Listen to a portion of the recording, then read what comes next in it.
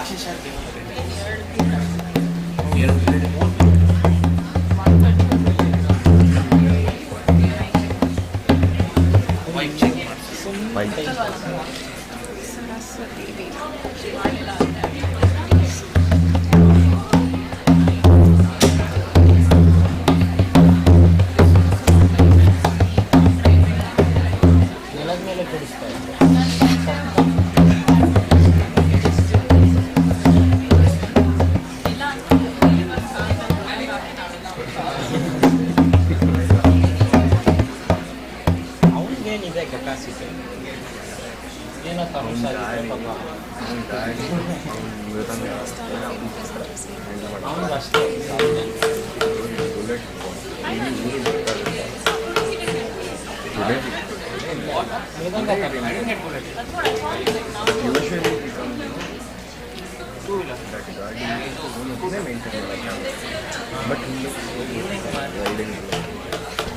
ಇದು recent ಕೊಂಡೇದು full scratch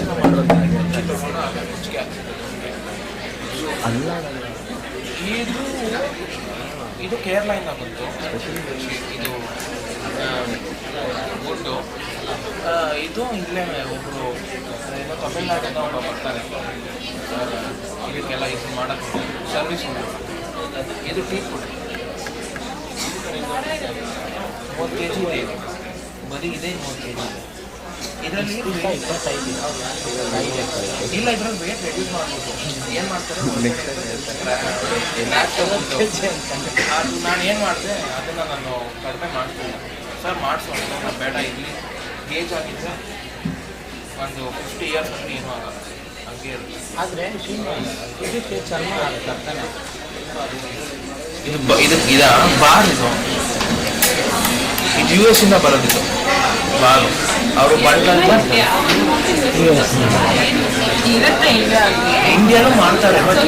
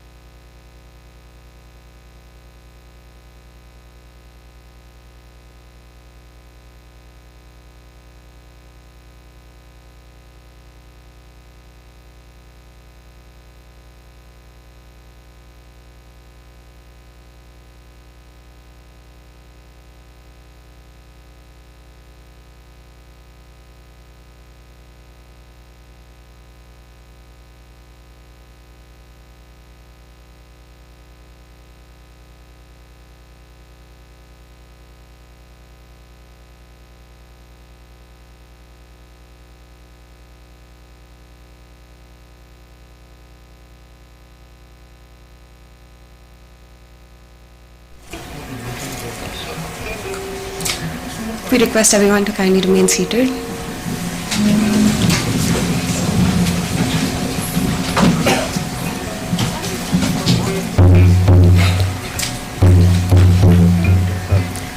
Saving our planet, lifting people out of poverty, advancing economic growth. These are one and the same fight. We must connect the dots between climate change, water scarcity, energy shortages, global health, food security, and women's empowerment. Solutions to one problem must be solutions for all. These were wise words by former UN Secretary General Mr. Ban Ki-moon. I am Nima Shrikeye. And I am Faruqi Abdul, will be your MCs for the day. Distinguished guests, esteemed delegates, and fellow advocates for environmental justice, welcome to the inaugural session on the National Conference on Environmental Law. It is with great pleasure and anticipation that we gather here today to dwell into the critical issues surrounding environmental protection and legal framework. To commence with this conference, we have a solemn invocation song centered on the theme of acknowledging the interconnectedness of humanity and nature, along with the need to safeguard our planet for a future generation. Sagara in Kalyani is an instrumental piece based on the theme of river Sagar. We have a musical team gracing us with their performance, led by Tanush on vocal, Varsha on flute, Aditya on tabla, Srinivas on mridangam, and Nikita on veena. We welcome the dignitaries seated on stage. Our chief guest for the conference, Dr. Sharda Shinde, Assistant Professor, NSLIU, Bangalore. Our guest of honor, Ms. Lara Jussani, Advocate and Activist. Our Director, Father Gerald D'Souza, SJ. Our Principal, Dr. Pauline Priya. Our Vice Principal, Ms. Shobha Hegde. And external paper presenter, Mr. Vasudev, to kindly join us for the symbolic ceremony of watering the plant.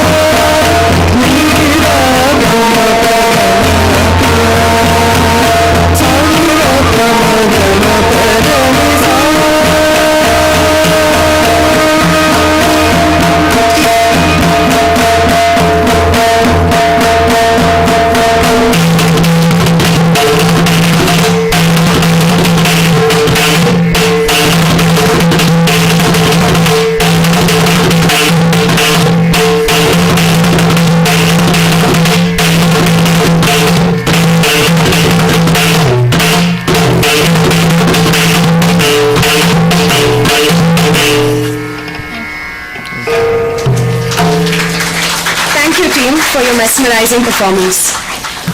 We extend a warm welcome to all present as we embark on this journey of exploration and discourse. Your presence here today signifies a shared commitment to addressing the pressing environmental challenges of our time. Now, I call upon our principal, Dr. Pauline Priya, to deliver the welcome address.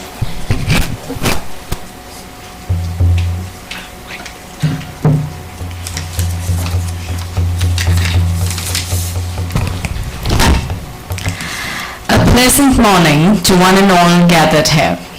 On behalf of the Director, Father Gerald D'Souza, SJ, the Vice Principal, Ms. Shobha Hegde, I take this opportunity to extend a warm welcome to all our dignitaries who've joined us this morning.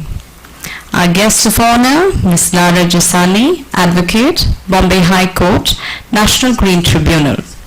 Ma'am has championed the environmental causes time and again. We're very happy to have you with us today, ma'am. Welcome. Our chief guest for today's program, Dr. Sharada R. Shinde, Assistant Professor of Law, NLSIU Bangalore, another ardent advocate of environmental causes. We're happy to have you with us, ma'am. Welcome. Esteemed members of the panel, student presenters from various institutions who are joining us both offline as well as online, I extend a warm welcome to each one of you. Our environment is under distress, and it is not a hidden fact anymore.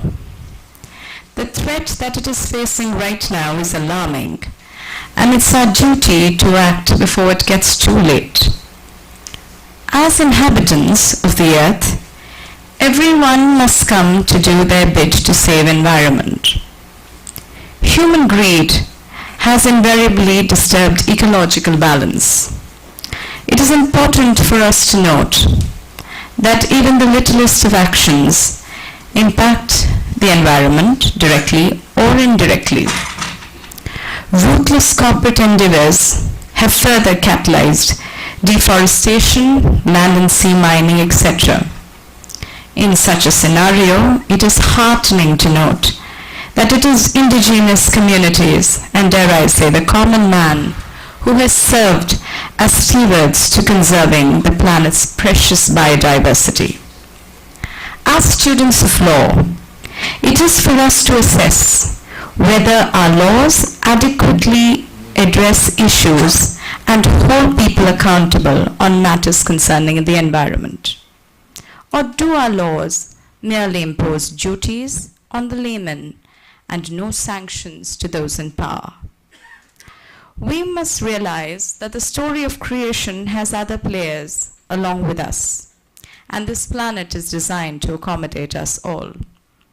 I hope this conference addresses some important questions on sustainable development, which is hanging by the thread. I take this opportunity to commend the efforts of the research coordinators, Dr. Gagan, Mr. Moses, Ms. Lindsay, and Ms. Swati, and all student coordinators who've made today possible. And I wish the very best to you, student presenters. Thank you.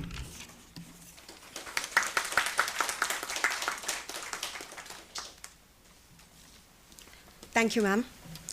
We would now like to invite our beloved director, Reverend Father Gerald D'Souza, SJ, to address the gathering.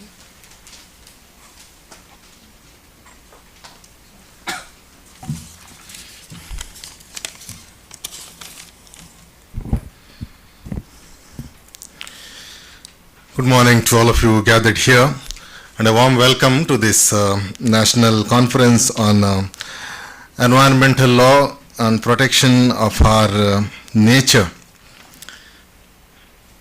Law of nature is very simple, and it is a mutual responsibility.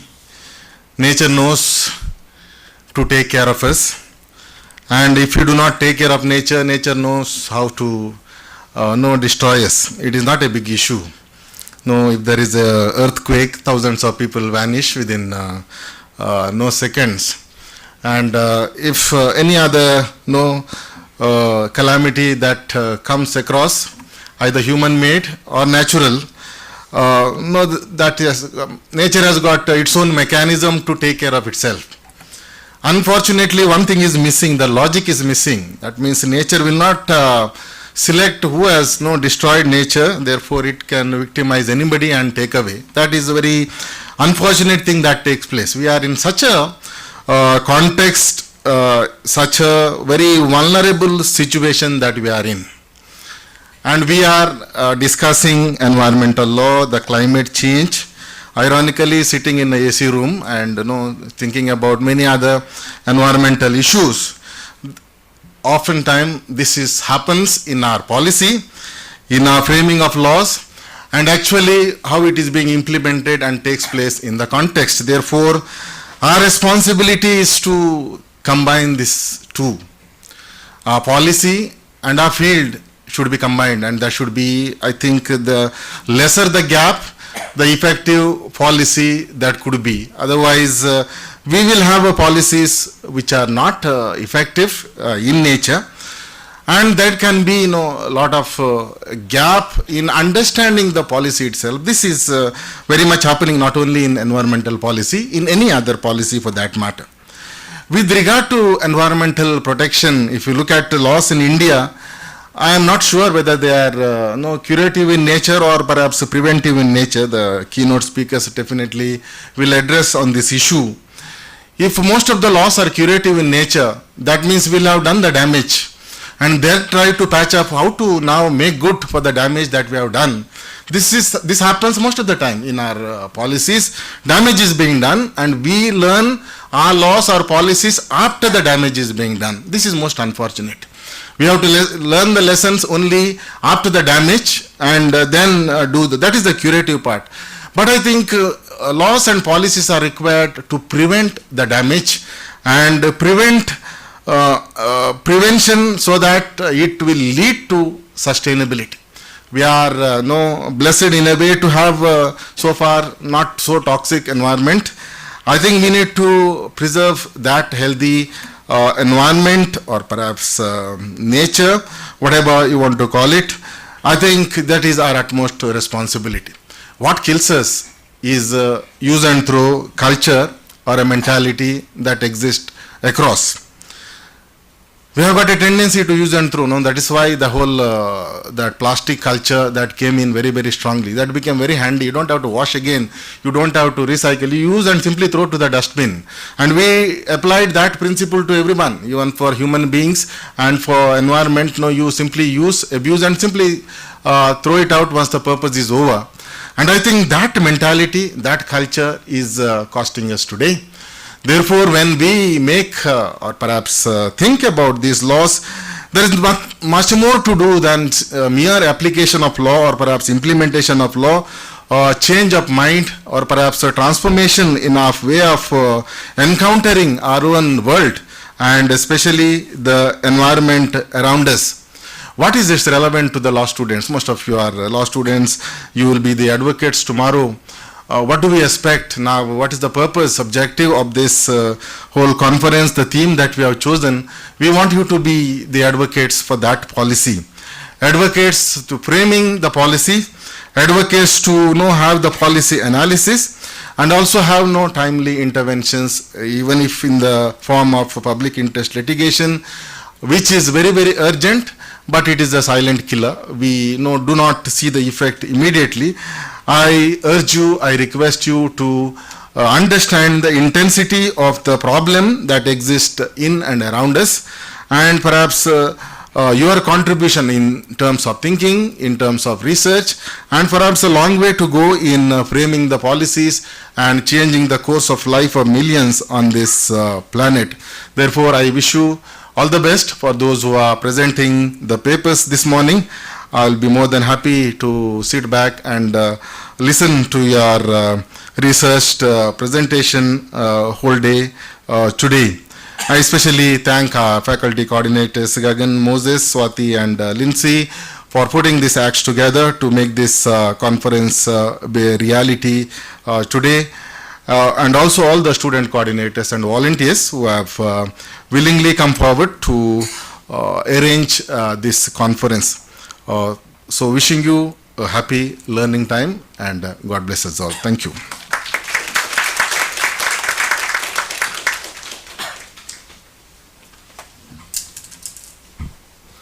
Thank you, Father, for your valuable note.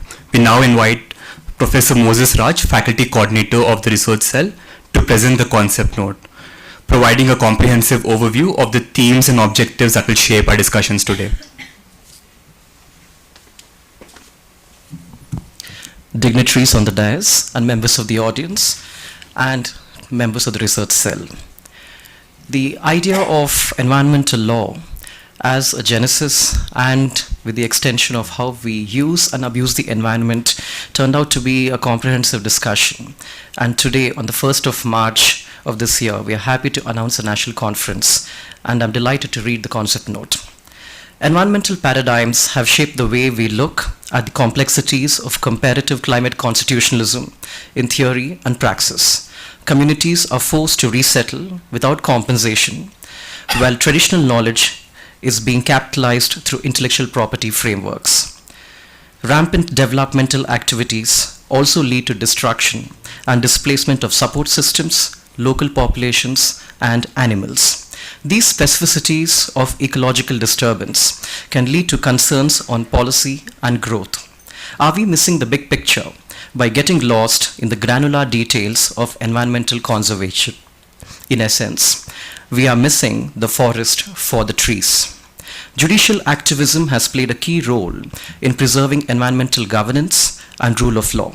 To this end, the institutions and agencies designed to preserve and protect the environment have enlarged their powers to engage in merits review, along with judicial review, to check the balance of commerce and community. Technology has also aided in addressing supply chain bottlenecks through artificial intelligence tools and blockchain products to connect the farmer and the farm using cloud and beyond. Geotagging of endangered and at-risk animals has considerably reduced man-animal conflict as private properties continue to expand in small cities. While work from home possibilities post-COVID-19 have increased, pollution continues unabated as the gig economy and platforms make their way to deliver goods and services to consumers on fast-track mode.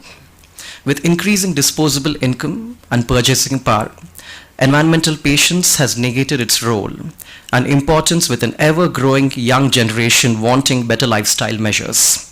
With such alarming differences arising from legal and economic lenses, the scope and ambit of environment across space and time demands a rigorous investigation.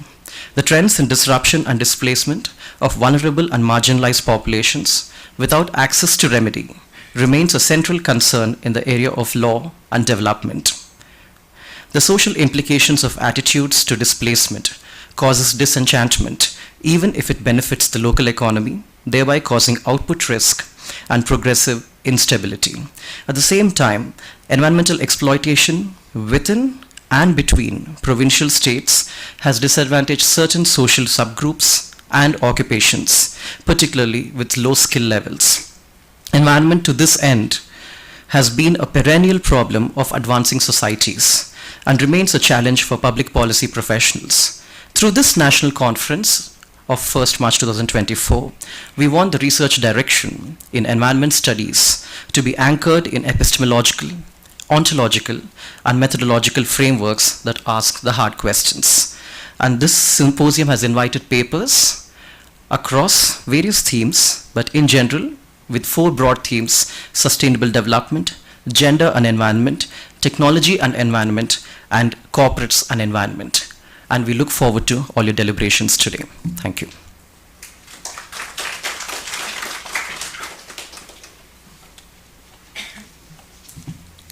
Thank you, sir.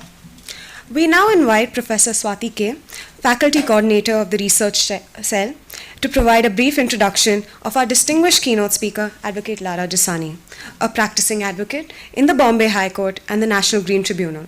We eagerly look forward to her sharing valuable insights on the critical environmental challenges we face today.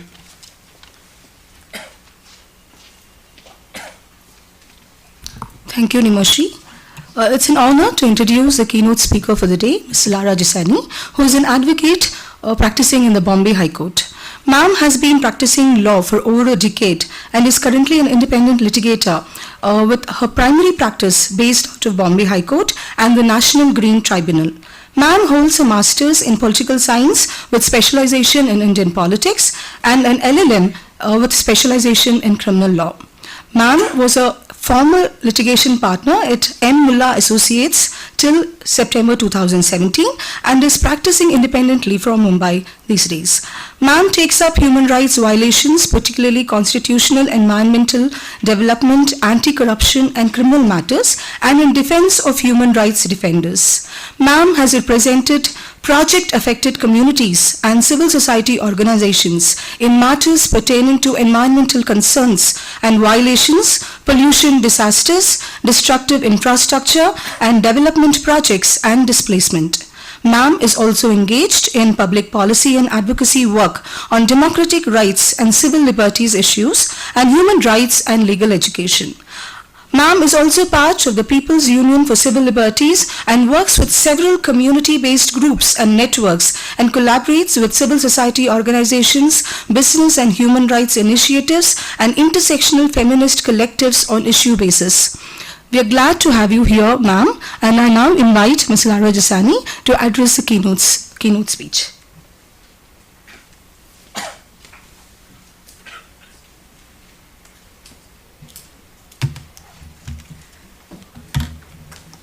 Thank you. It's an honor to be here. I wanted to use a PowerPoint presentation, if that is possible. Yes, please. Yeah.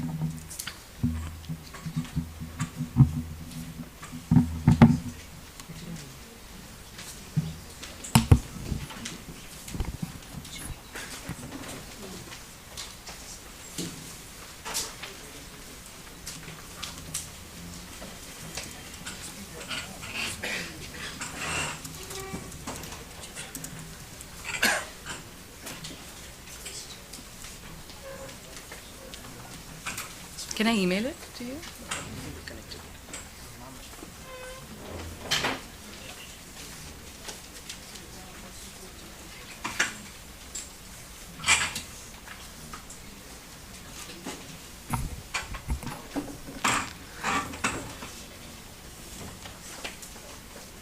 Sorry about this.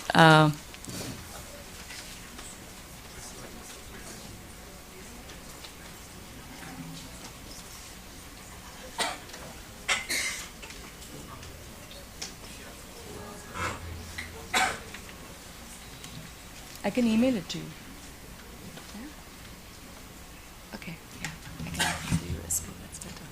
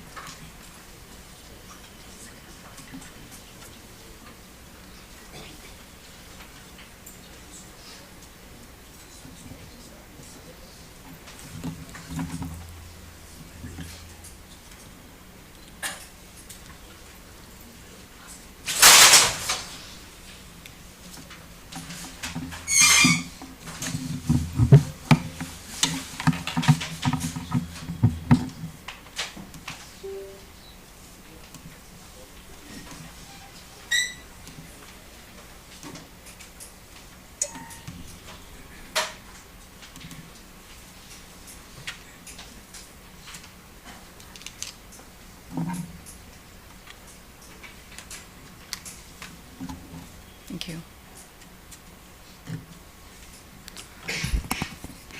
Sorry, a lot of trouble for a small presentation. I understand I have 15 to 20 minutes, right? Yeah. Okay.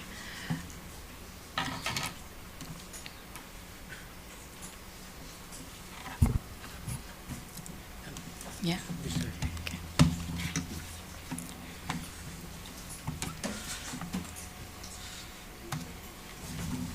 Later. Thank you.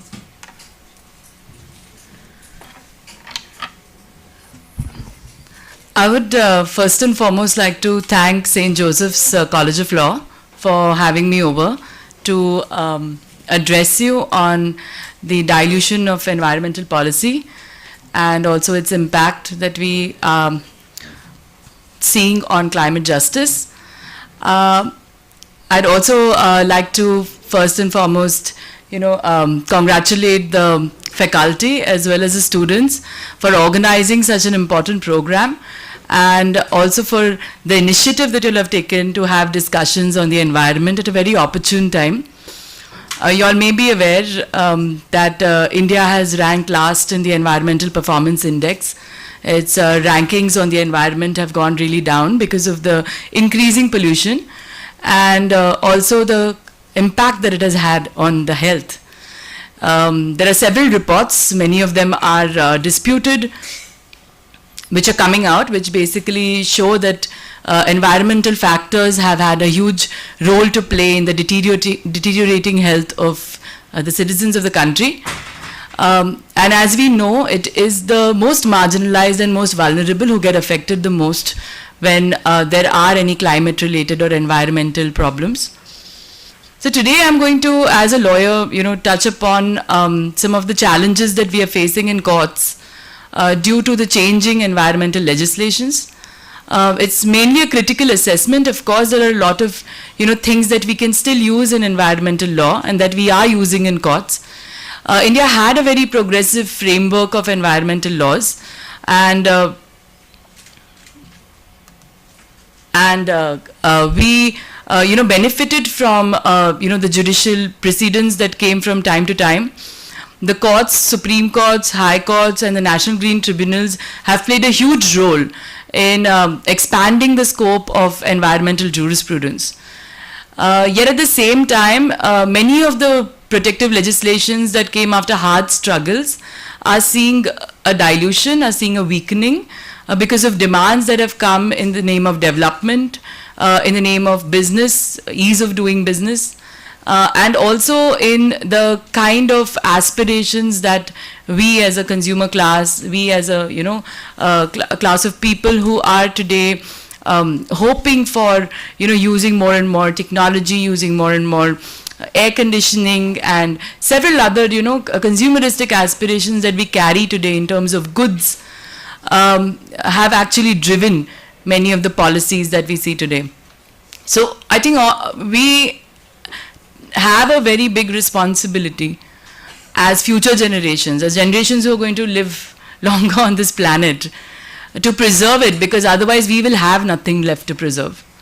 So sustainable development, environmental protection has been about intergenerational equity. It has been about, leaving behind a healthier planet for the future generations. But at the rate that we are going, we may not really have a future. And that is one of the reasons why it becomes very critical to have conversations like this, so that we can expand the scope of our work, so that we can get more people involved in our advocacy efforts. Today I'm going to talk mainly about some of the laws without getting into a lot of detail because there is a time constraint. But of course, if there are any questions or if there are, there is any other information that you all need, you all can always reach out and I'll be happy to receive questions. Oh yeah.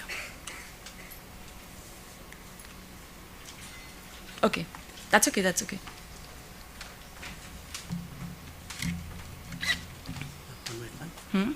That's okay, I can use this, right? Yeah, okay. Sorry, it's actually really good technology here. But so first and foremost, the environmental governance in India as we see it, some of the major kickstarts to the environmental governance actually came through the interventions of the court, and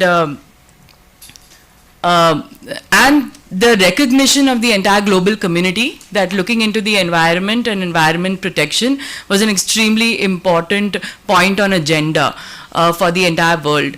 And this happened through the mechanisms that came into place through conversations that happened in the United Nations. The post-World War effect was of complete destruction and a need for economic growth and development. So what happened as a response to the world was a big push towards industrial development. Now, the outfall of the industrial development was whole lot of pollution, waste, whole lot of destruction. And that's when the global community came together in order to prioritize environment protection. It started with the Stockholm Conference in 1972, which gave rise to a lot of, the principal laws that we look at even today have come, after that. Most importantly is the 1986 Environment Protection Act. The industrial disasters that took place in India as well. We know of the Bhopal gas tragedy. We know of several movements that took place in 70s and 80s that actually pushed for environment protection. We also had, several other, issues that were coming up at an international level, which led to even more conversations on environment protection. The 1992 Earth Summit led to the coming of the Rio Declaration. Several principles on environmental law that we look at today, whether it is the polluters pay principle of absolute liability, strict liability, whether it is the principle of, the precautionary principle, that, what Father Joseph was also talking about, that do we have to wait for the environmental damage to be done, or can we look at more of preventive action? These were principles of international environmental justice. They came from these very important documents. And pursuant to that, we also started incorporating them into our domestic legislations. Now, one very important landmark that took place in our country was, of course, the 1976 Constitutional Amendment, which brought in Article 48A and Article 51AG. For many of us who are doing environmental activism and are also environmental advocates, of course, there is this understanding that just putting in a state obligation under Article 48A for protection and improvement of the environment, or just casting a duty on the citizens to protect and improve the environment under Article 51AG was not sufficient. Yet the Supreme Court under Article 21 interpreted that the right to life includes the right to environment. However, of course, what we definitely need to recognize is that the right to a healthy environment is a constitutional guarantee. It is a fundamental right. Although it is not explicitly stated as so in the Constitution, which is a lacuna that we have in our Constitution. We also saw that very important legislations which are protective in nature, which protected indigenous communities, which protected, certain wildlife, environment, which protected from certain harms. These special legislations started coming in after 1992 Stockholm Conference. One very important legislation that came in 1994 is the Environment Impact Assessment Notification. Of course, today we have an Environment Impact Assessment Notification of 2006, which is the substantive law which provides for the procedure for grant of environmental clearances. We similarly have a procedure, like that in the Coastal Regulation Zone Notification of 2011. The reason I'm giving a backdrop of these laws is to talk about the dilution of the laws is not possible until I explain what the laws are to begin with. Yet at the same time, many of these references are available. We've had very good judgments that have come from the court which have recognized the importance of these legislations. We have the Mopa Airport case where, the Supreme Court in 2019 has explained the entire process of environment impact assessment, which is provided under the EIA notification of 2006. Some very important rights that came for communities came through the PESA Act in 1996, the Forest Rights Act in 2006, and some of the other laws like the Land Acquisition Law of 2013 that replaced the old act. Again, that law is really important because it brought in the chapter for social impact assessment.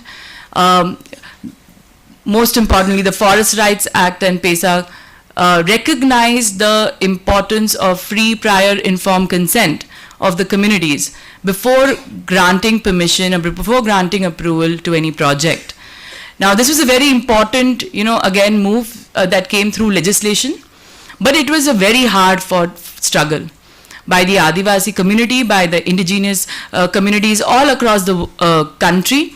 There were several struggles that took place in order to get a recognition of community rights through the Forest Rights Act. So these are very precious rights. They've not come very easily. They've come after disasters. They have come after, communities have fought in order to save the habitats, to save forests, to save rivers, to save the coasts. And it is only because of the demand of the people, because of the need to protect the indigenous culture, need to protect the environment, the natural resource, that many of these laws actually came into place. So there's a long history behind how these laws came in. Although we can't get into it in detail today, it's an extremely important aspect of our advocacy to also recognize what went behind it. And that's one of the reasons why judicial precedents become very important in understanding how law has shaped. Of course, I understand the next speaker is going to be talking more about the judicial precedents, so I won't get into that. But these were very landmark, laws that came in. Another very important law that came in was the Right to Information Act of 2005. Because without access to information, it is impossible to do environmental justice and to even do litigations. Most of the litigants do not have information. When they come to you, most of the information is not accessible. While the laws have incorporated mandatory disclosures by corporations and project proponents, they are basic in nature. Most land-related information, corporate decision-making is not really available to the public. Also, similarly, the processes behind, states arriving at decision are sometimes not made available to public. Land records are not made available to public during the environmental process. So you need to file with various departments in order to get this information, and the tool that is available to us is the Right to Information Act of 2005.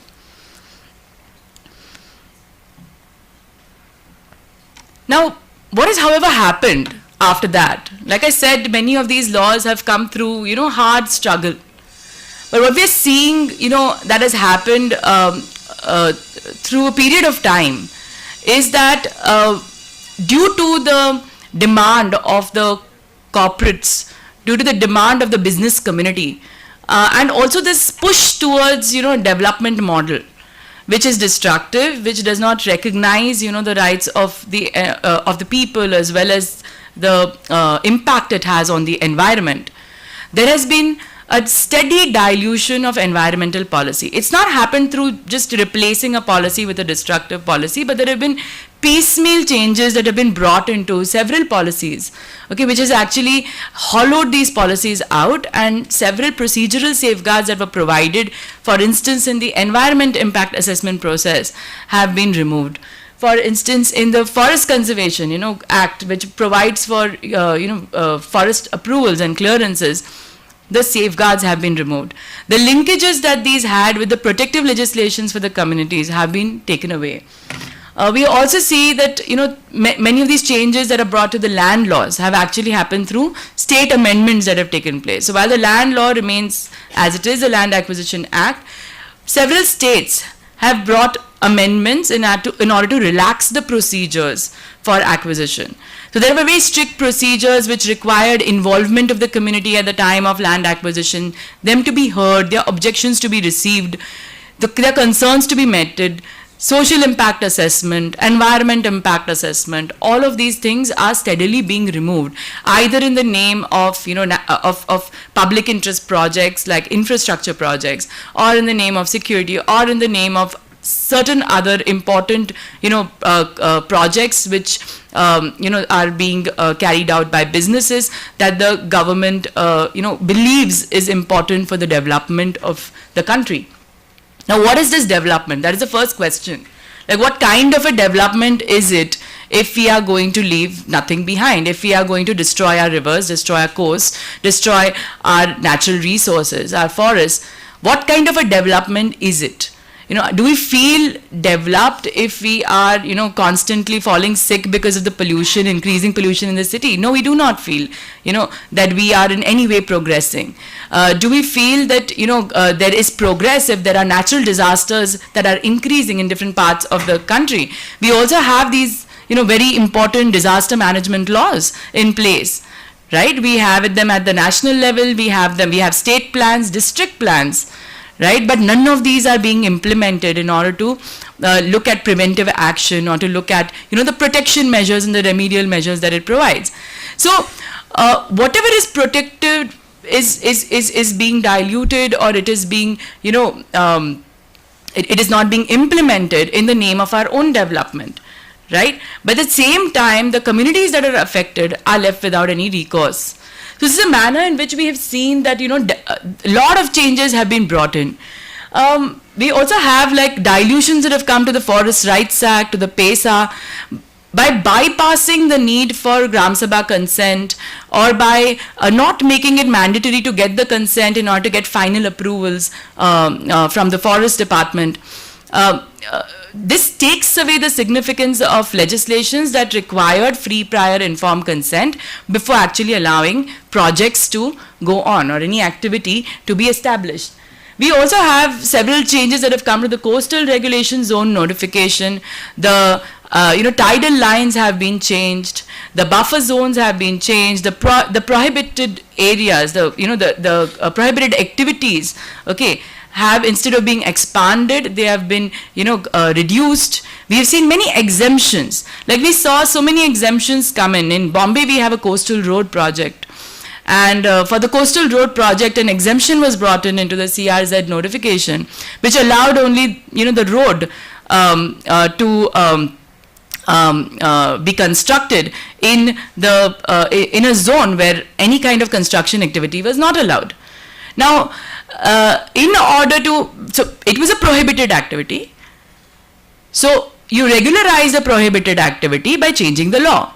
Similarly, we had, amendments that came in for the Shivaji statue in the Arabian Sea, where a dilution was brought in to allow a memorial in the middle of the sea, where no construction activity is actually allowed. So by bringing in all these kinds of, small changes into law, you also open up for more destruction. And sometimes, and there's absolutely no scientific rationale around it, because Bombay is one of the hotspot cities across the world which will face sea level rise and which could go down under, by the turn of the century. So these are very real concerns for many of us who live in these cities. Many of us, I come from Bombay, it's a real concern for me. Yet at the same time, instead of strengthening the law, making it more strict, making it more difficult to do things that are environmentally damaging, and punishing any kind of environmental destruction or damage that takes place, we're seeing that there is a relaxation of the provisions and exemptions that are being granted so that this destructive development can take place. We've also seen such kind of changes come into the mining laws, allowing for private auction of mines. Just in the middle of the COVID pandemic, we saw 14, 14 coal mines going for auction, and this was a really big, thing, because at that point of time, even public consultation was not effectively possible because it was COVID. How would the public even, give their objections or give their suggestions? How would they even try to object to any of the changes that were taking place in the law, or that the projects and activities that were being allowed? So these kinds of, changes coming in without hearing the communities that are going to be affected is again a really big problem. Similarly, I'll just go to the next slides. So some of the relaxations that came in the EI notification of 2006. More than 40 types of projects were exempted from the requirement of an environmental clearance, a requirement of a higher level of environmental clearance under category A.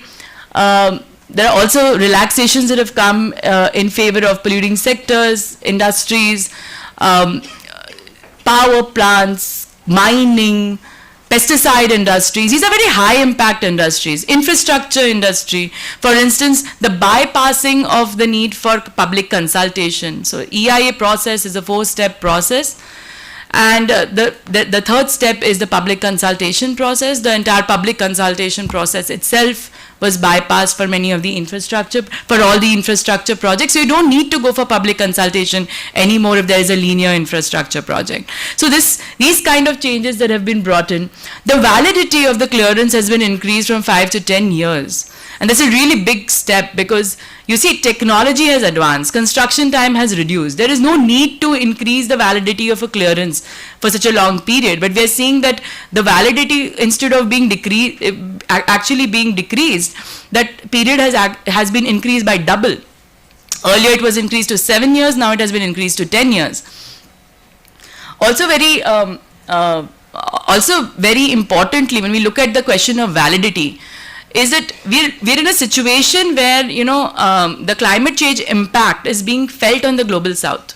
We're one of the countries who are also facing the impact of climate change. It's not just, and we know that, the global north has been responsible for a lot of, destruction, which today, even today, countries like ours are, facing a problem because of that. Yet at the same time, knowing that we are, climate change impacted, at the same time, we're also not able to abate the pollution around us, and the environmental destruction is very palpable, as we can all see it. Yet at the same time, instead of decreasing the tenure of the environmental clearance, knowing very well that the environment is changing very fast, there are huge indicators which require us to reassess the clearance, reassess the need for the development. You are increasing it to 10 years, so which means for 10 years the environmental clearance will be valid and the project can actually be set up. This is a really big exemption that has been brought in. We've also seen relaxations in EIA criteria. Projects that require to take a higher level of clearance have been pushed to a lower category, so they don't need to go to through the entire EIA process. Single window clearance is a concept that has come in. It was also pushed by the industry. They asked for single window clearances in order to relax the procedure. And maybe, in terms of streamlining, maybe, this was supposed to ease the procedural, kind of work or administrative work of going to different departments.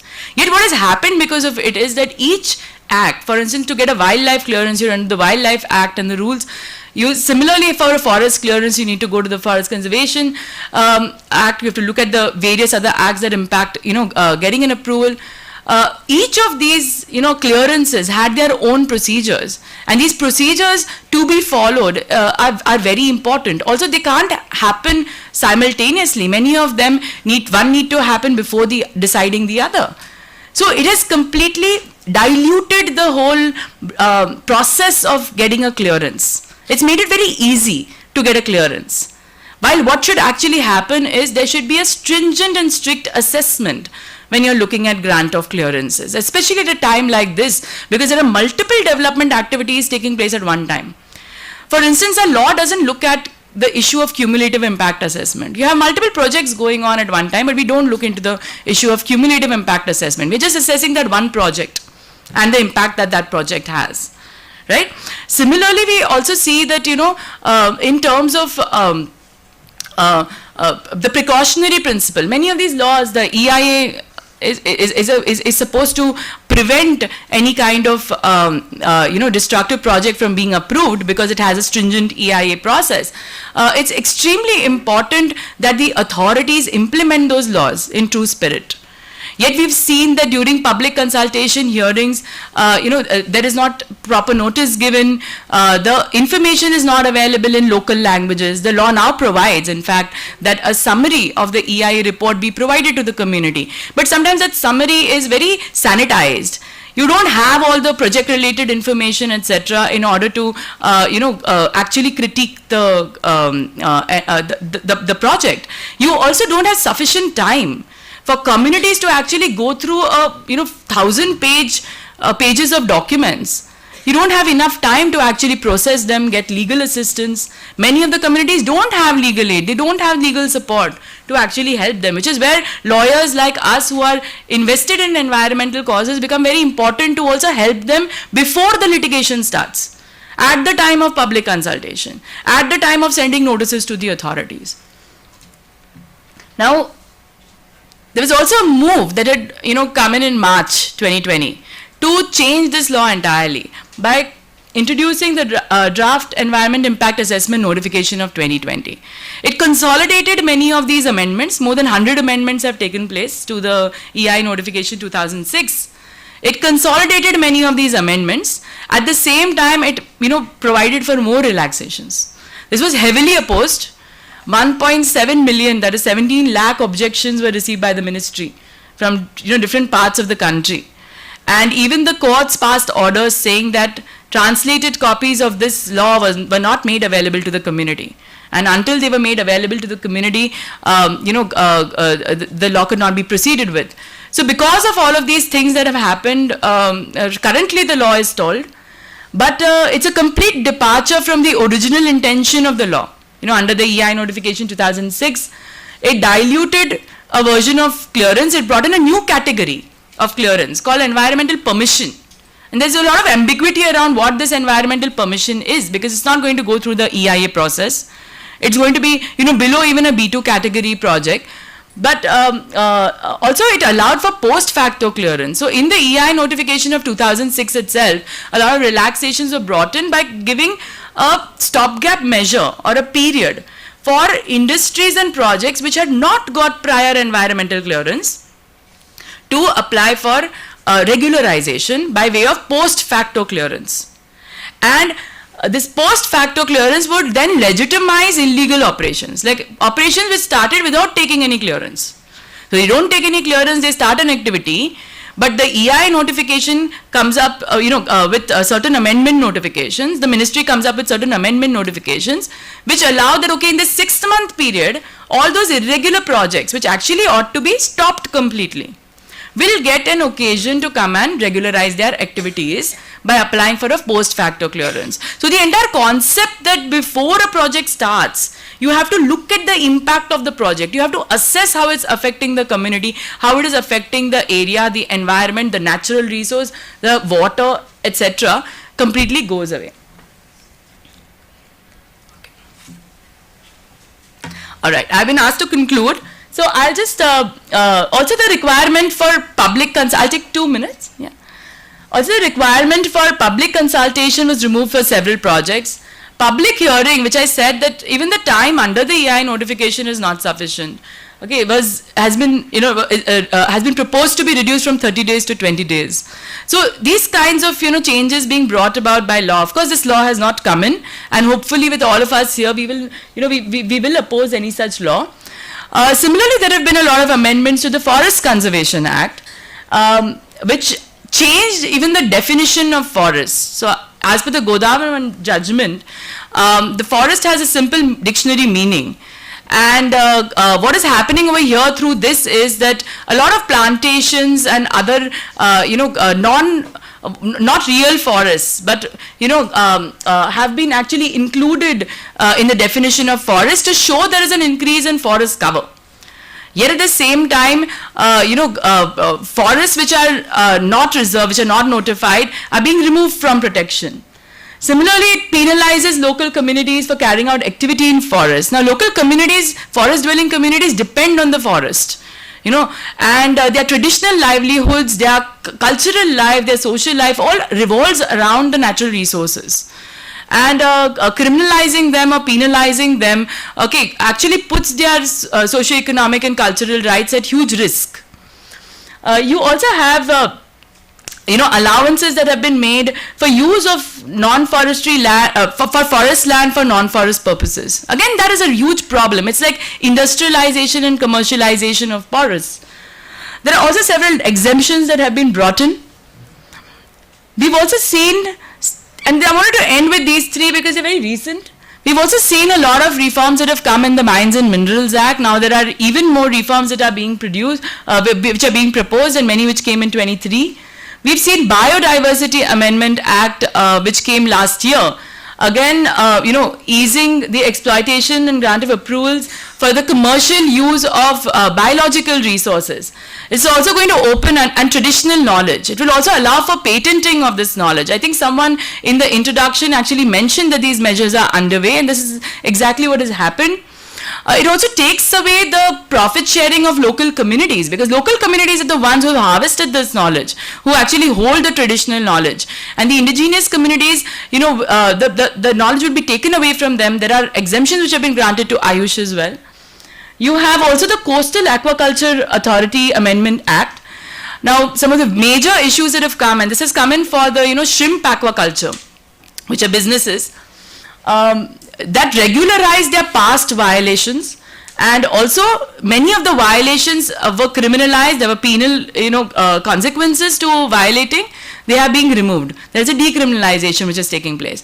So where we need protection, we are seeing that there's a decrease in that protection. Obviously, all this is being done in the name of economic growth. This is being done in the name of ease of doing business, and it's being done in the name of development. So I think it's very important for all of us who are the citizens, who are the people who are supposed to be the beneficiaries of these development measures, to actually stand up and say that this is not the development that we hope to see. And development for us will not mean destruction of the environment. So I would like to conclude here because I've finished my time. So I'll keep, this is just the last slide on the RTI Act also, how its effectiveness has been diluted. I'd like to end over here because I've run out of time. But I think one question that, I wanted to leave you all with is that I think when we see policy, we get very inundated. We look at the policy and we are like, what does this mean? It's very dry when we look at environmental policy. And so many of us don't really look into what are the changes that are coming through policy. Many of them look on the face of it very positive. But it's important for us to localize the impact of the policy, to look at it in terms of how this will impact the community, how this will impact the people, will this infringe upon people's rights, and also ask ourselves a question very repeatedly that does this in any way, is this benefiting the environment? Is this benefiting the people? Is this actually taking us forward in the vision of development that we have, for our world, for the world that we want to live in the future? Or is this just benefiting a very destructive idea of development, okay, that is still continuing in spite of us understanding very critical impacts of climate change,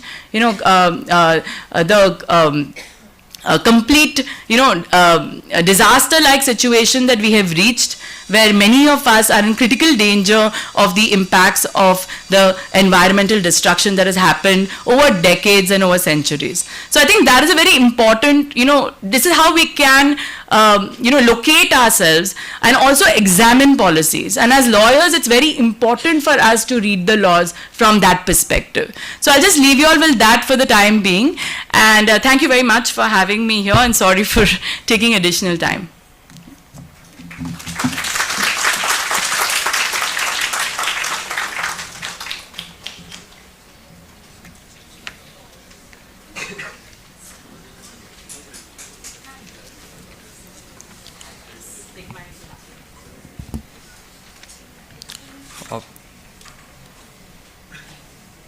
Thank you, ma'am. Your insightful address has left us all with valuable takeaways that will certainly contribute to our understanding of the current environmental frameworks. Thank you once again, ma'am, for sharing your expertise. We now invite Dr. Gagan K, Faculty Coordinator of the Research Cell, to share noteworthy insights about our chief guest, Dr. Sharda Shinde, Assistant Professor at the National Law School of India, University, Bangalore.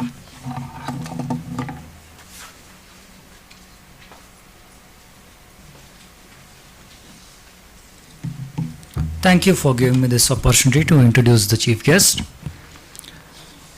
Dr. Sharda R. Shinde is a law graduate from the University College of Law, Dharwad. She achieved the first rank with distinction and 2 gold medals. After practicing before the High Court of Karnataka for almost a year, she pursued LLM from the prestigious National Law School of India, University, Bangalore. Then she has joined NLSIU as an assistant professor of law in the year 2021. Prior to that, she was working as an assistant professor with the Karnataka State Law University. She is awarded the prestigious Dr. D.C. Pavate Memorial Fellowship at the Center of International Studies, Department of Politics and International Studies, Cambridge University. She has published articles in various journals. She has delivered special lectures on topics like consumer law, administrative law, alternative dispute resolution, insurance law, and contract law. Currently, she is teaching family laws and ADR at NLSIU. Her research interest is in the area of arbitration as well as environmental law. Thank you. I now request the chief guest to please deliver the address.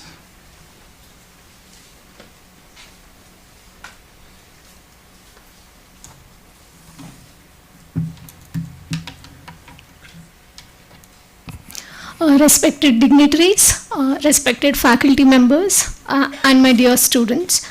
At the outset, I would like to congratulate the keynote speaker, Lara Jesani, for a wonderful keynote address. I would like to express my gratitude for extending an invitation to deliver this address. Today, I'll be discussing why we need to rethink on environmental law and policy. I will be providing theoretical perspective on the policy. So, I'll take 15 to 20 minutes. The fundamental purpose of law is to eliminate inequalities and irregularities within society and provide justice and order to all. However, humanity is currently facing an environmental crisis that poses a threat to the existence of our species. If there are no human left, whom we will establish order for? Therefore, environmental law is essential not only for the sake of profession, but for the survival of entire humanity itself.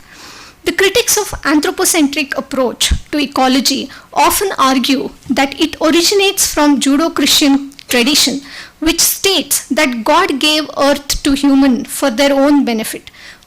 While it is true that God gave earth to humans, it was done with an understanding that humans would act as stewards of earth and protect it. Unfortunately, in the pursuit of economic growth, we have broken this agreement between humans and gods and are now causing harm to the earth, which is one of the God's most beautiful creations. To prevent further damage, we need to have strong environmental law in place. The law as a discipline has a great radical history. In its history of just last 3 centuries, law has overcome the religious laws. The modern law has overthrown slavery, racism, patriarchy, untouchability, colonial order, and many such social evils of modern and pre-modern times. What was common thread in all these reforms and changes was that law had identified the name of the evil, like caste supremacy, imperialism, and many other.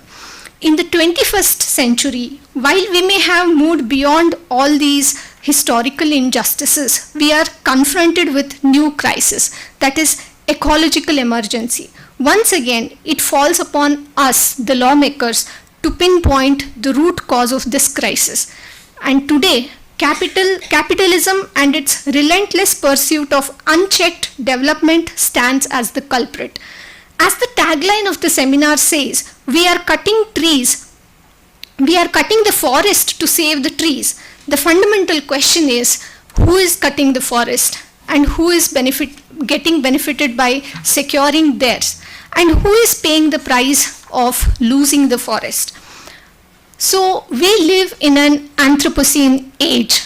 It is an age where it is the humanity's choice to be either destructive or to be creative. It is the age in which our species, the human, is becoming most significant force on the planet. Current climate change and species extinction are driven by human activities and the very large ecological footprint of our species. Climate catastrophes and extreme climate events are already taking place and taking lives. The floods, the forest fires are more frequent, intense cyclones, hurricanes, and droughts are examples of how humans have destabilized climate system of our self-regulated planet, which has given us a stable climate for more than 10,000 years. Humans have pushed 75% of agricultural biodiversity to extinction because of industrial farming. Between 300 and 300 species are being pushed to extinction every day. How the planet and human beings evolve into the future will depend on how we understand human impact on the planet. If we continue to understand our role as rooted in old paradigm of capitalist patriarchy based on the mechanistic worldview, an industrial capital-centered competitive economy, and a culture of dominance, then and human irresponsibility, we will witness a rapid unfolding of increasing climate catastrophe, species extinction, economic collapse, and human injustice and inequality.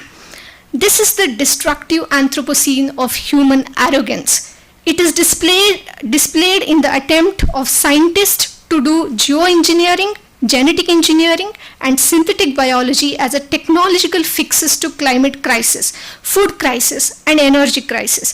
However, they will only aggravate old problems and create new ones.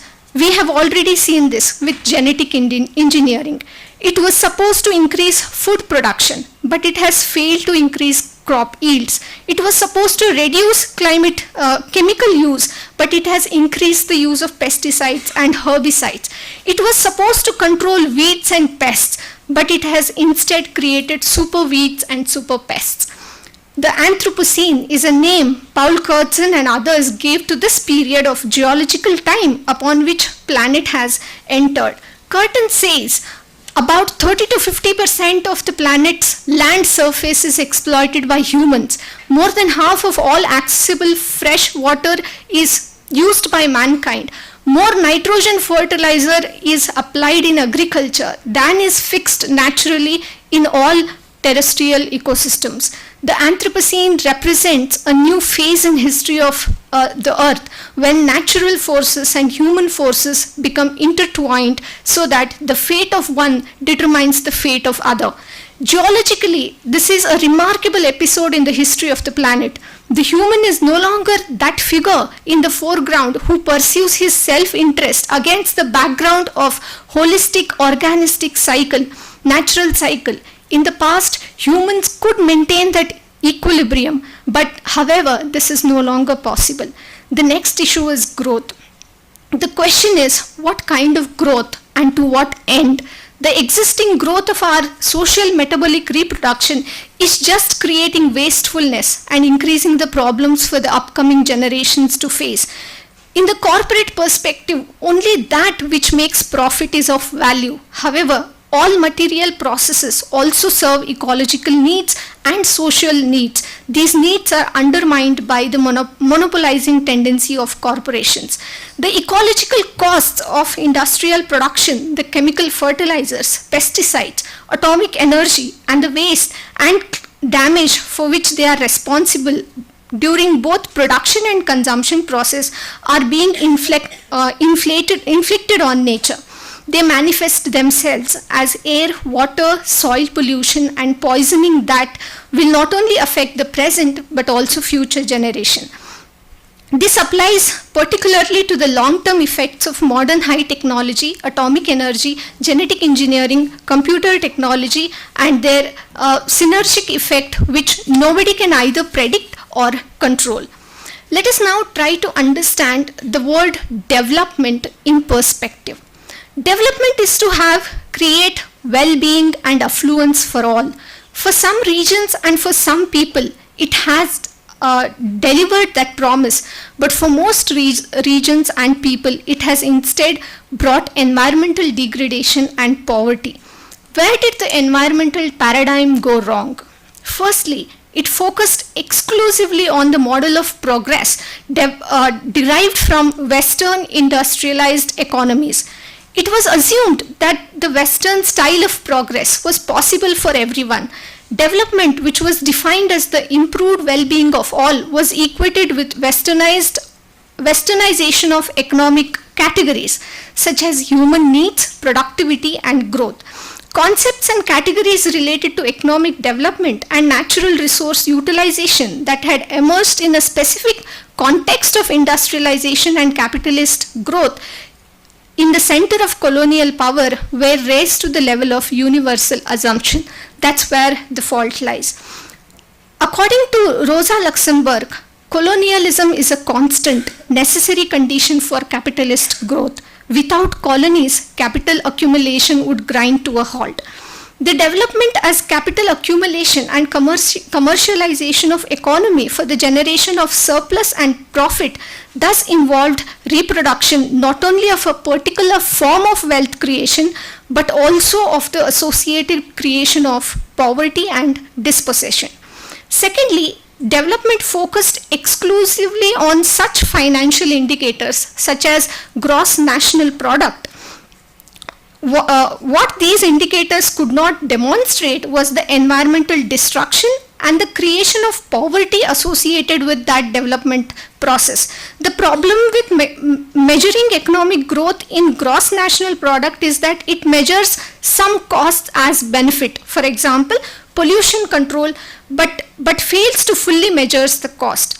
The gross national product calculation in gross national product calculations, clear felling of natural forests add to economic growth, even though it leaves behind impoverished ecosystems which can no longer produce biomass or water and thus leaves impoverished forest and farming communities. Thirdly, such indicators of GNP can measure only those activities that take place through the market mechanism, regardless of whether or not such activities are productive, unproductive, or destructive. Status of women and children, the status of environment have never functioned as indicators of development. This exclusion is achieved by rendering invisible two kinds of processes. Firstly, the nature's, women's and children's contribution to the growth of market economy is neglected and denied. Dominant economic theories assign no value to the task carried out by women at domestic levels. These theories are unable to encompass the majority in the world, the women and children. They are statistically invisible. The resource base for survival is being increasingly eroded by the demand for resources by the market economy, dominated by global forces. The creation of inequality through ecologically disruptive economic activity arises in two ways. First, inequalities in the distribution of privileges and power make unequal access to natural resources. These include privileges of both political and economic nature. Second, the government policies enable resource-intensive production process to gain access to raw material that many people, especially from the less privileged economic groups, depend upon for their survival. The paradox and crisis of development results from mistakenly identifying culturally perceived poverty with real material poverty and mistaking the growth of commodity production as better satisfying the needs.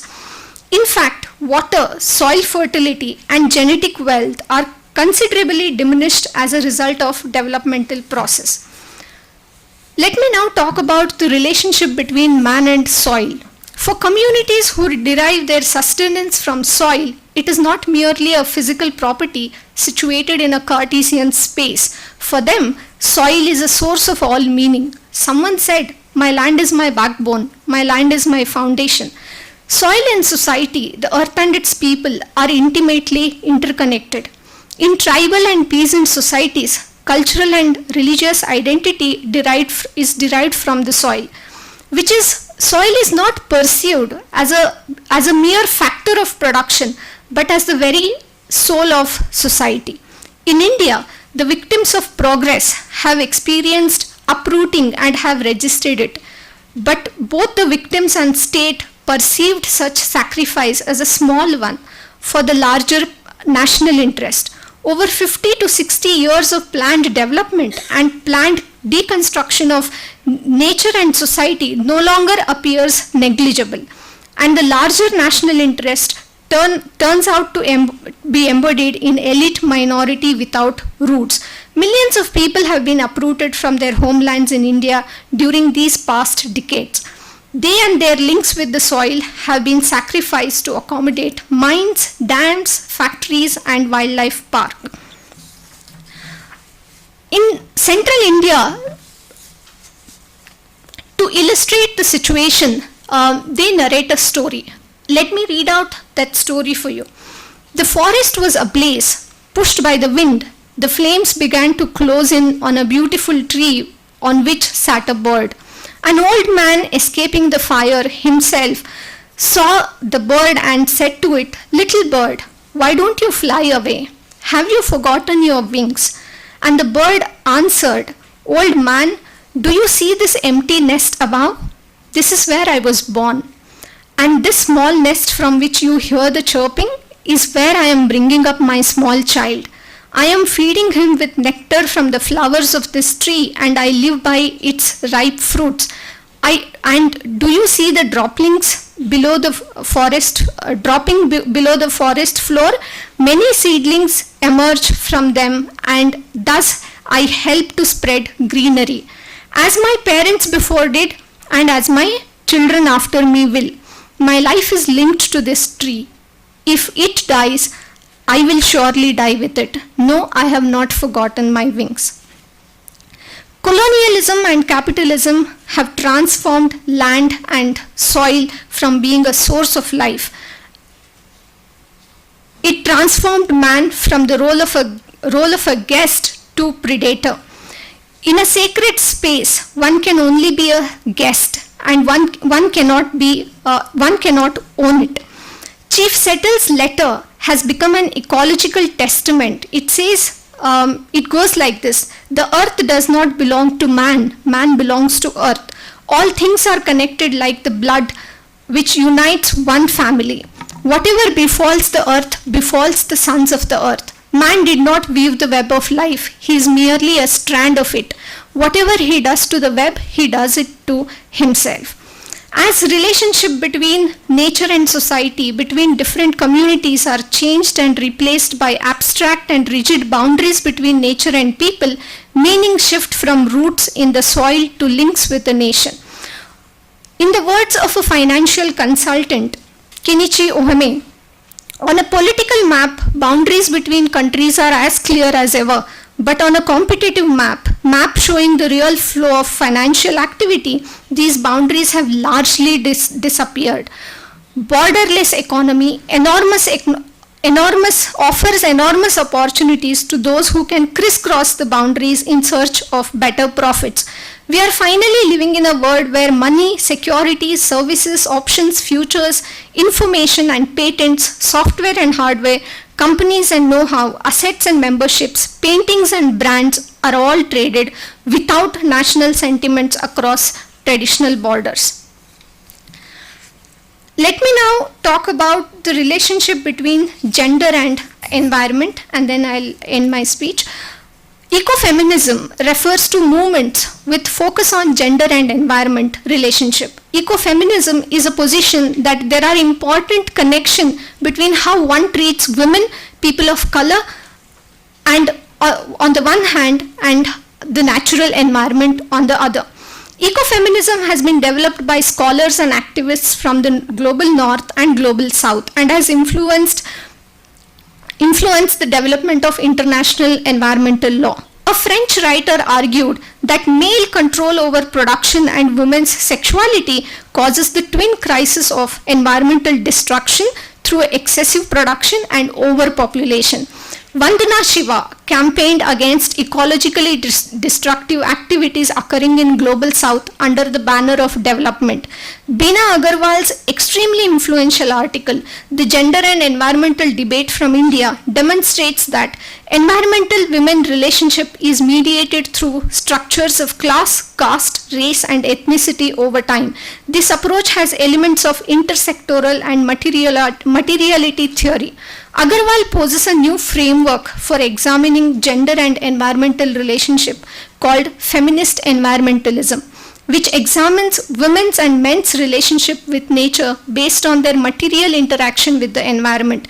A gendered examination of material relationships with environment requires reconsideration. It requires considerations of labor, property rights, decision-making authority, and participation in environmental governance frameworks. Due to gender inequalities, environmental challenges have different impacts on women and girls. As women represent two-thirds of the poor, their economic insecurity is part of the cycle of disadvantages caused by discrimination in employment and land ownership, along with limited access to resources. Much of the social costs of reproduction of labor forces within industrial societies is externalized within those societies themselves. This is facilitated through patriarchal sexual division of labor, whereby women's household labor is defined as non-productive and non-work, and hence not remunerated. Women are defined as housewives, and their work is omitted from gross national product calculations. Women spend most of her time in taking care of household tasks and providing caregiving services. Domestic services include cooking, cleaning, shopping for home and for household members. Caregiving services include child care, instruction, care for dependent adults, and helping the non-dependent adult household members. Despite the critical role played by domestic and care work in maintaining individual, family, and community well-being, it is often overlooked in policy planning and economic discussions. So one notable feature of this domestic and care work is that it is not paid. So I would like to conclude by saying that the resource base of our planet is limited, and that to pursue economic philosophy of unlimited growth of goods and services, and hence money revenue, will necessarily outreach the planet's ecological limits. It is also clear that good life model, the living standards or consumer-oriented model cannot be universalized in long run. Hegel, known for his contribution to systematic organization of knowledge and his belief that French Revolution was a significant event in world history. However, from a contemporary perspective, we understand that the discovery of human effects on the biosphere is a more profound world-changing event. Therefore, all our actions and plans must consider their impact on environment. This is a task that requires collective effort rather than individual attempts or market solutions. Real challenge is to develop sustainable practices that can help mitigate the adverse effect of human activities on the environment. I'm grateful to the organizers for this opportunity given to me to share my thoughts on rethinking environmental law and policy with you. I wish all the presenters a good luck and have a great day ahead. Thank you.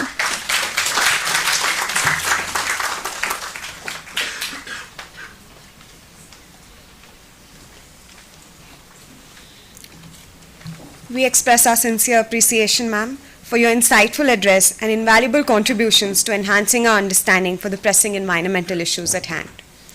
Now, we invite all our dignitaries for the release of the book titled Invisible Workers in Society, Recognition and Protection Through Labor Law. It's a compilation of papers presented at our previous national conference about invisible workers in the society. This publication represents a collective effort to advance our understanding of the invisible workers in our contemporary societal landscape.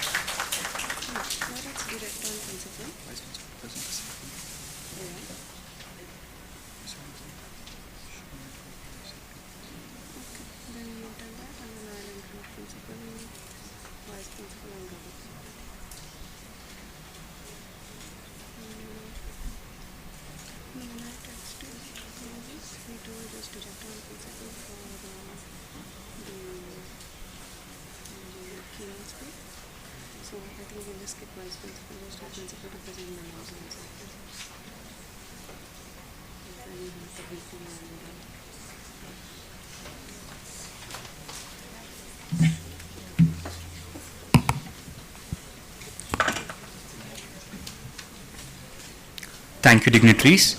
We would like to request our Director, Father Gerald D'Souza, and Principal Dr. Pauline Priya to felicitate our guest of honor, Ms. Laura JC.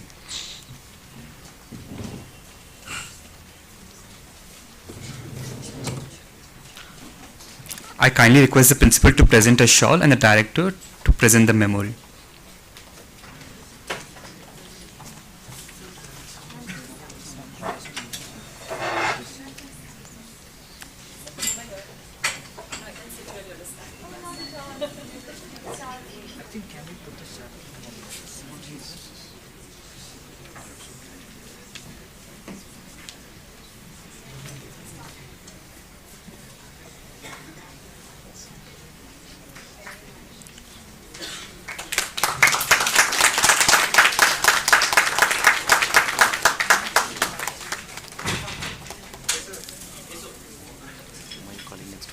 Vice Principal and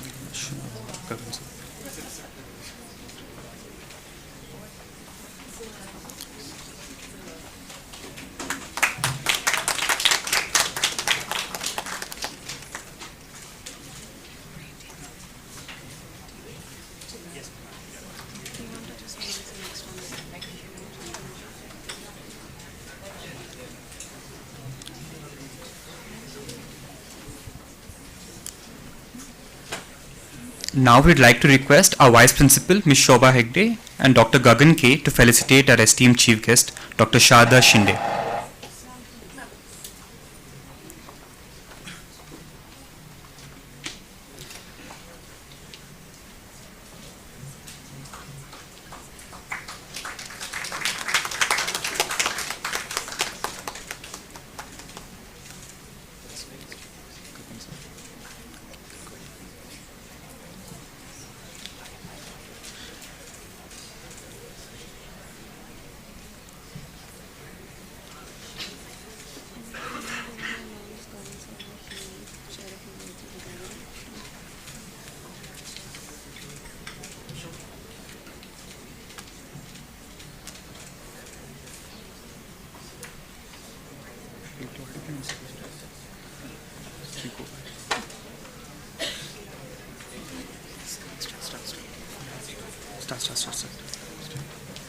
We would now like to call Dr. Gagan to kindly share a few words with the gathering.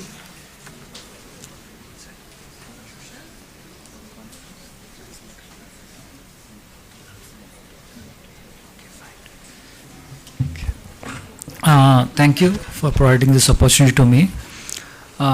As one of the coordinators of the research cell, I would like to give some reflections and also a prelude to the paper presentation sessions which are going to happen after this inaugural sessions. So when we started with the idea of the conference, so we thought of environmental law and then we called for the papers, and all the papers which we received, we sent them for blind review process, after which the papers were selected. And in the blind review process, no information was provided about the authorship, who is the author of the paper. So it was purely on the basis of the content of the paper which was there. And for the sake of convenience, we categorized the papers into SJCL papers and non-SJCL papers, so that there is fair play between SJCL students and the other students. So whatever the presentations are happening, the marks will be given, and one separate category is there for SJCL students and for the non-SJCL students as well. So that we have ensured in the review process. So soon after this we'll have a tea break, and after that the sessions will start and you'll be witnessing the paper presentations. That is about the review process and everything. Now what I would like to also share that this edited book, the compilation which was made, it was made under the able leadership of Ms. Swati ma'am, and making one paper is so tough, like it takes a lot of effort, but there will be 20-30 papers and you have to edit everything and put it together. From what it was the first draft to the final thing which has come, ma'am has taken a lot of efforts and hard work into it. Although it was very much a team effort. It was Swati ma'am who was on the lead and guiding us in every way possible. She is very much a qualified company secretary before joining the teaching profession, and she is very good with the corporate laws and everything. She is pursuing her PhD as well. So I take this opportunity to present a token of gratitude on behalf of the research cell and the college, and I request our director, Father Gerald D'Souza, to kindly present a token of appreciation to Swati ma'am.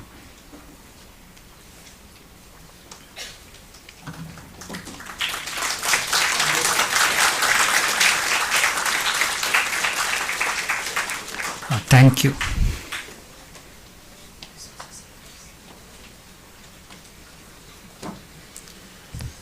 Thank you, sir. Ma'am. I now request all our paper presenters from other institutions as well as HJCL to kindly stay back for a group photo with all the dignitaries.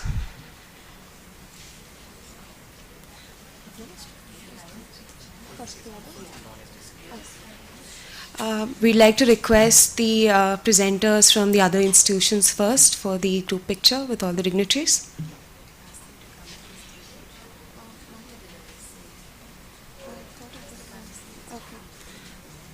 Request all the presenters to kindly come forward to the dais.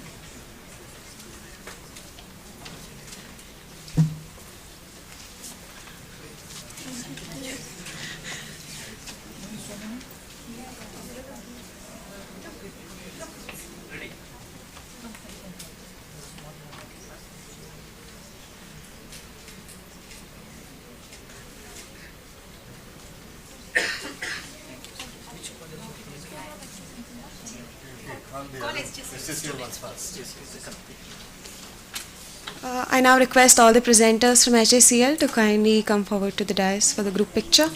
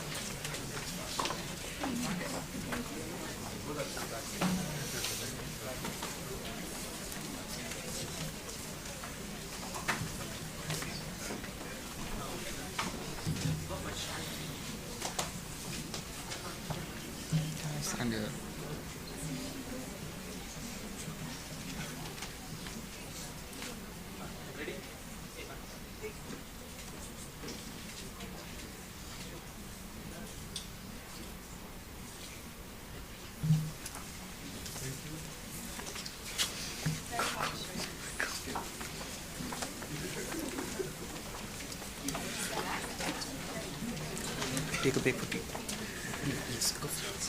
Thank you, everyone. Now we can proceed to take a break for tea. Kindly enjoy the refreshments, and please be informed that the presentations will commence shortly after the break.